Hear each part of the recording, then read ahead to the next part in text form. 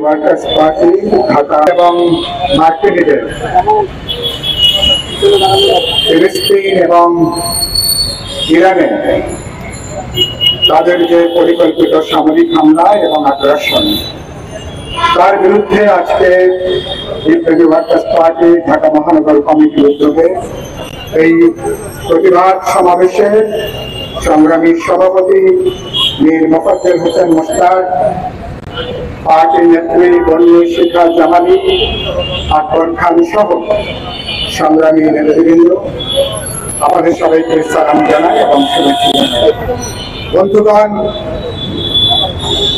সর্বশেষ খবর ইতিমধ্যে আপনারা জেনেছেন যে আজকে মার্কিন যুক্তরাষ্ট্র ডোনাল্ড ট্রাম্প সর্বশেষ যে প্রতারণার আশ্রয় নিয়েছে, 2 সপ্তাহ সেই সময় নিয়েছিল ইরানের ব্যাপারে সমস্যা কিভাবে সমাধান করা যাবে।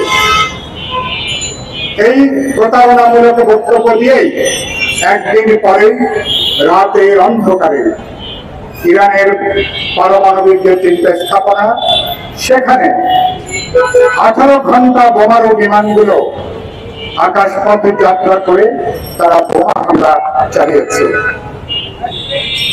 ফলে এই প্রতারক নতুন করে আরেকবার বিশ্ববাসীর কাছে মিথ্যাচার করেছে ও নিজে কেবল খুনি না, প্রতারক হিসেবে নিজেকে চিহ্নিত করেছে।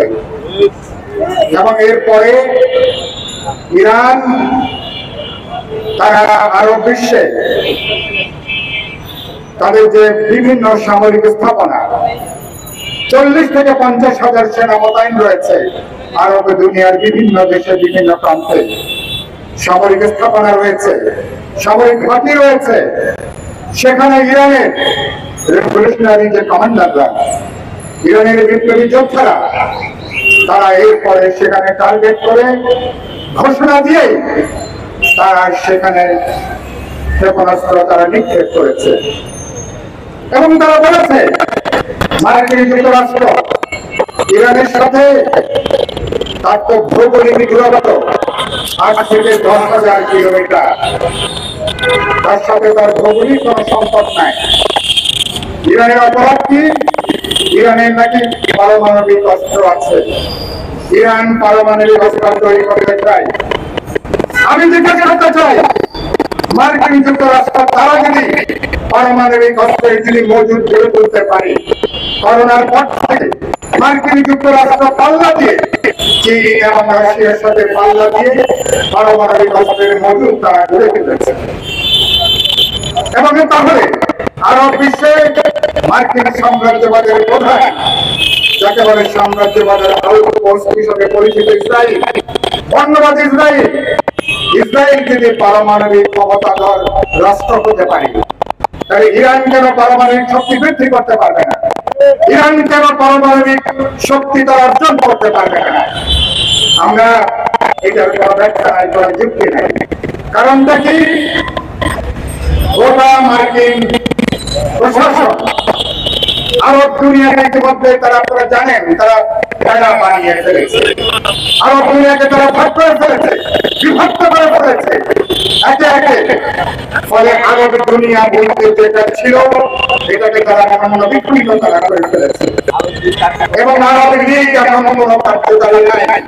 ওয়াইসি নামে যে সংস্থা ছিল, সেটাও এখন বসে বসে আন্দোলন চলছে। এত বড় গণহত্যা, এত বড় অপরাধ ঠান্ডা মাথায় যেখানে অপরাধ সংঘটিত হচ্ছে, গণহত্যা সংঘটিত হচ্ছে, যেখানে গণহত্যার জন্য আন্তর্জাতিক ট্রাইব্যুনাল ইসরায়েলকে নেতানিয়াহুকে যুদ্ধ অপরাধী হিসেবে চিহ্নিত করেছে, তার বিরুদ্ধে আরব দুনিয়া এক হতে পারে নাই।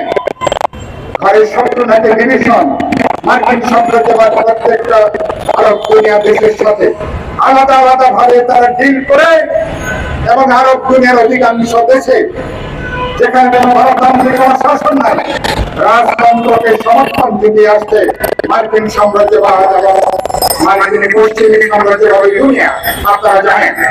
এবং এই ডোনাল্ড ট্রাম্প মাত্র কদিন আগে সৌদি আরব সফর করে $150 বিলিয়ন অস্ত্র বিক্রি করা সেই চুক্তি স্বাক্ষর করে এসেছে।